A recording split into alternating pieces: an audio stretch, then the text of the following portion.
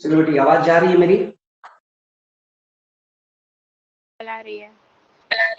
हाँ चलो ठीक है, आते हैं हम लोग टॉपिक पे। ये मैं बता रहा था बेटा, प्रिंसिपल ऑफ होमोजेनिटी एक्चुअल में क्या है।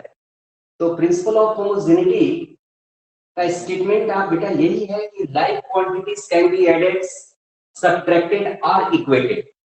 लाइक क्वांटिटी को ही बेटा हम ऐड कर सकते हैं, सब्ट्रैक्ट कर सकते हैं और इक्वेट भी कर सकते हैं। ठीक है।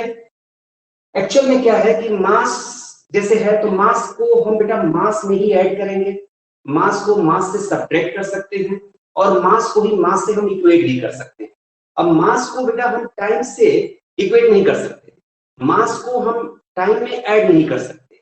तो ये प्रिंसिपल बेटा जो है इसी को हम फॉलो करते हैं करेक्टनेस चेक करने के लिए। एक्चुअली क्या है कि जैसे मान लो मैं लिख रहा हूं एक फार्मूला लिख रहा हूं, speed is equal to distance into time. चलो जैसे सिंपल मैंने एक फार्मूला मैंने लिख दिया, speed is equal to distance into time. तो बेटा एक चीज आप जरा समझने की कोशिश करो कि ये फार्मूला जो दिया गया है अगर ये करेक्ट है, अगर ये करेक्ट है तो एलएचएस क्या है इसका? तो एलएचएस स्पीड है, एलएचएस हमारा स्पीड है। तो definitely RHS must be speed. ध्यान देना मेरी बात पर, अगर एलएचएस स्पीड है तो आरएचएस स्पीड ही होगा और कुछ नहीं हो सकता ये। अगर स्पीड नहीं है, ठीक है ना, तो डेफिनेटली ये फार्मूला हमारा इनकरेक्ट होगा, क्योंकि लाइक क्वांटिटीज के बेटा लाइक क्वांटिटी को लाइक क्वांटिटी से ही हम इक्वेट कर सकते हैं। तो अगर एलएचएस हमारा स्पीड है तो आरएचएस भी स्पीड ही होगा। तो कुल मिलाकर के यहाँ पर जो भी हमारे टर्म्स हैं, जो भी हमारे क्वांटिटीज हैं, ठीक है, डिस्प्लेसमेंट है, टाइम है, इसका प्रोडक्ट है, तो इसका प्रोडक्ट हमारा स्पीड ही आनी चाहिए।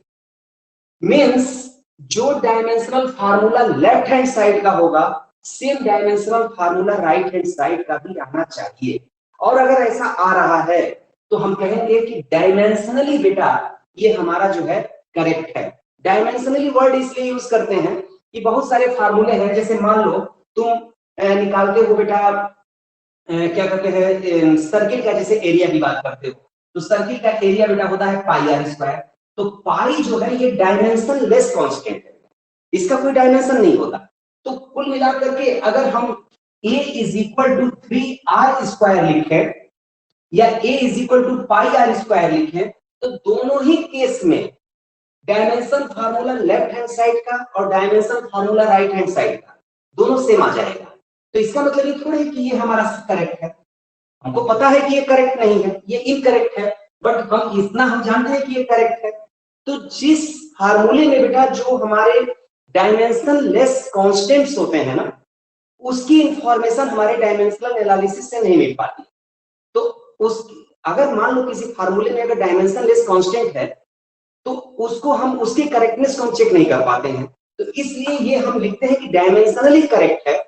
अब ये एब्सोल्यूट करेक्ट है कि नहीं ये हमको नहीं पता, लेकिन अगर आप जानते हो कि नहीं एब्सोल्यूट करेक्ट है या नहीं है तो आप लिख सकते हो। लेकिन अगर आप नहीं जानते हैं तो सिर्फ ये भी चेक कर पाएंगे कि ये डायमेंशनली करेक्ट है, क्योंकि लेफ्ट साइड का डायमेंशन और राइट साइड का डायमेंशन दोनों हमारे इक्वल है, दोनों सेम है। तो इस तरह से बेटा डायमेंशन लेस कांस्टेंट वाले जो भी फार्मूले होंगे, अगर किसी फार्मूले में डायमेंशन लेस कांस्टेंट अगर इन्वॉल्व है तो हमारे लिए वो डायमेंशनली उसको हम चेक एब्सोल्यूट चेक नहीं कर पाते। तो इसीलिए किसी भी फार्मूले में जब हम चेक करते हैं तो हम यही लिखते हैं कि डायमेंशनली करेक्ट है। बस समझ रहे हो ना। और जैसे मान लो अगर मोर देन वन टर्म्स है, अगर मान लो आरएचएस में for the example b is equal to q plus at, suppose that यही एक्सप्रेशन है। तो ये एक्सप्रेशन है तो लेफ्ट हैंड साइड अगर वेलोसिटी है तो entire right hand side must be velocity and right hand side consist two terms, so both term individually will be velocity. u भी वेलोसिटी होगा और at भी वेलोसिटी होगा, क्योंकि लाइट टर्म को ही हम ऐड कर सकते हैं और लाइट टर्म को ही हम सब्ट्रैक्ट कर सकते हैं।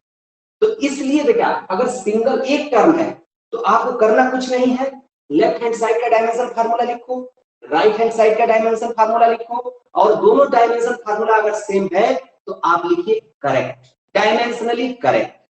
अगर मोर देन वन टर्म्स है तो लेफ्ट हैंड साइड का डायमेंशन फार्मूला लिखो, राइट हैंड साइड के फर्स्ट टर्म का डायमेंशन फार्मूला लिखो, राइट हैंड साइड के सेकंड टर्म का डायमेंशन फार्मूला लिखो, और तीनों को एक बेटा आप देखिए इक्वेट करिए। अगर तीनों डायमेंशन फार्मूला अगर सेम है तो आपका रिजल्ट होगा डायमेंशनली करेक्ट। और अगर फार्मूला का डायमेंशन फार्मूला अगर टैली नहीं हो रहा है तो आप कहोगे कि डायमेंशनली इनकरेक्ट। तो डायमेंशनली करेक्ट है या डायमेंशनली इनकरेक्ट है हम ये चेक करते हैं।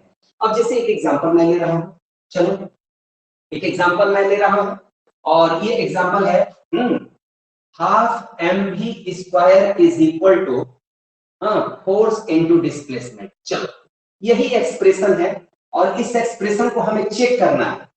ध्यान दो, इस एक्सप्रेशन को हमें चेक करना है कि ये डायमेंशनली करेक्ट है या इनकरेक्ट है।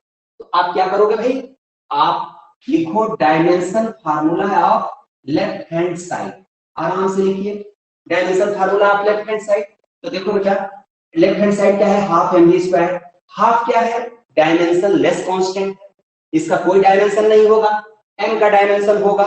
तो m क्या है, मास है, तो ये होगा m, और v क्या है, वेलोसिटी, तो इसका डायमेंशन फार्मूला होता है lt माइनस 1 इसका स्क्वायर।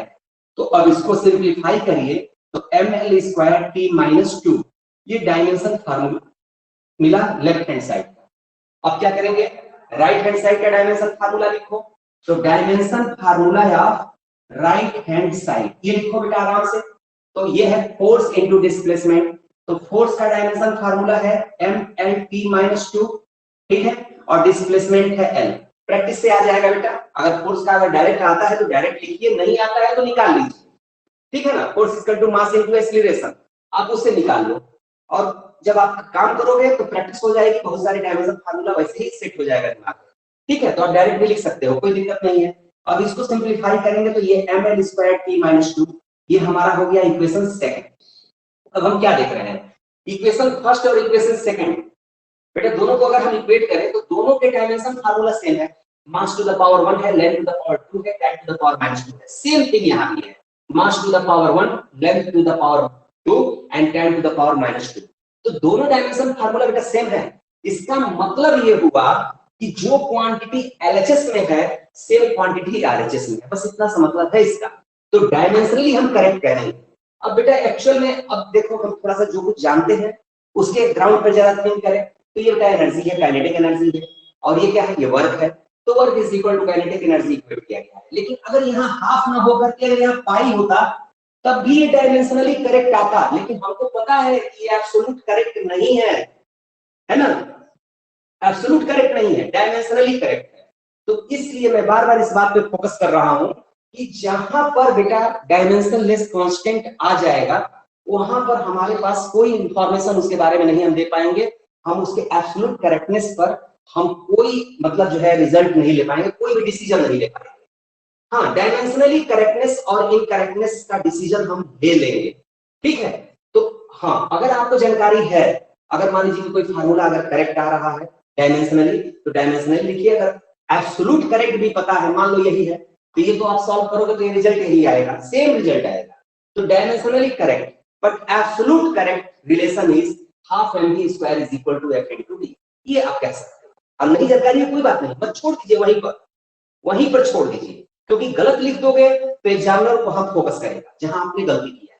लेकिन जितना रिक्वायरमेंट है उतना आपने दे दिया, इट मींस आपने 100% दे दिया, ठीक है। केवल चेक करने की बात थी, आपने चेक कर लिया, डायमेंशनली करेक्ट है तो आपने कह दिया कि डायमेंशनली करेक्ट है। अब एब्सोल्यूट करेक्टनेस देने के चक्कर में कहीं आप गलती ना कर बैठे, तो ऐसी गलती नहीं करनी, ठीक है।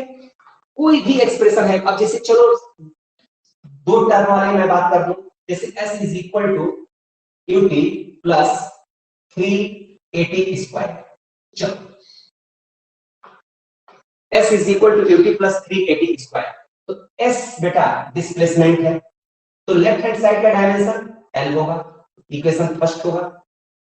राइट हैंड साइड में दो टर्म है, तो फर्स्ट टर्म का dimension u into t, u initial speed और t टाइम, तो lt minus 1 i into t, ये भी l होगा। ये सेकंड इक्वेशन हम बना लेंगे। और 380 स्क्वायर में 3 क्या है, 3 कांस्टेंट है, डायमेंशनलेस कांस्टेंट है, उसका कोई डायमेंशन नहीं होगा। तो एक्सीलरेशन इनटू t स्क्वायर, तो एक्सीलरेशन lt माइनस 2 और टाइम का टी स्क्वायर। तो ये बेटा इसका भी डायमेंशन केवल n ही मिलेगा, इक्वेशन 3। तो by first, second and 3 it is clear, dimension formula of left hand side is equal to dimension formula of each term of right hand side. So given expression is dimensionally correct. लेकिन हमको पता है कि ये dimensionally correct है, absolute correct नहीं है। Absolute correct तब होगा जब यहाँ पर हाफ आएगा, है ना, ut plus half at square absolute correct है, डायमेंशनली करेक्ट हमने चेक कर। ठीक है बेटा, तो ये दोनों टॉपिक समझ में आया कि नहीं, कन्वर्जन ऑफ यूनिट और ये जो है चेकिंग ऑफ करेक्टनेस, एकदम क्लियर है? बोलो,